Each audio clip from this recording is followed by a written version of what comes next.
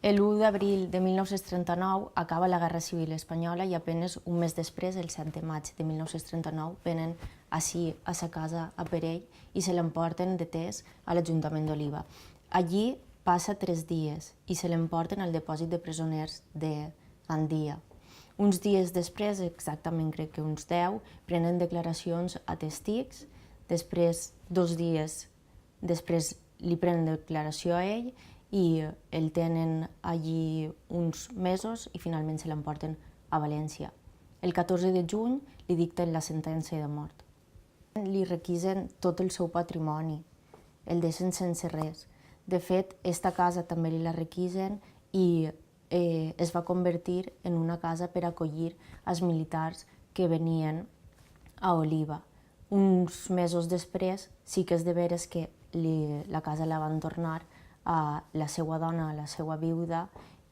A mi m'agradaria recalcar el paper de les dones viudes en el que és la postguerra, perquè és de veres que sempre parlem de les persones que van assassinar, però també es quedaven les dones ací, i no tenien un paper gens fàcil.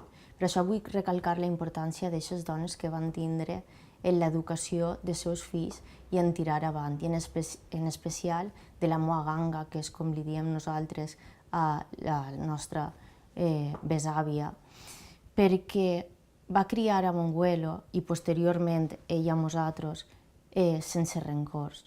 La valentia que van tindre aquestes dones que van tindre que tirar avant en xiquets molt menuts a soles.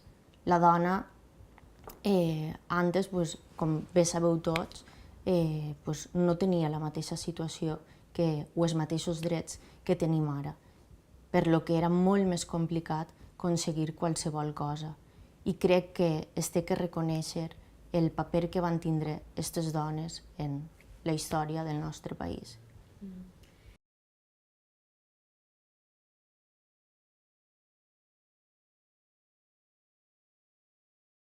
La veritat és que massa tard. Ara es comencem a veure-ho, però massa tard. Tota aquesta informació nosaltres no la vam sol·licitar fins que no vam conèixer què es podia fer. Sí que és de veres que des que van assassinar el meu besavi, tant Monguelo com mon pare, com el meu germà, com jo, durant tota la història hem estat intentant tindre tota aquesta informació, però fins fa no res era impossible, o sigui, no hi havia una via administrativa on tu pogueres sol·licitar-la.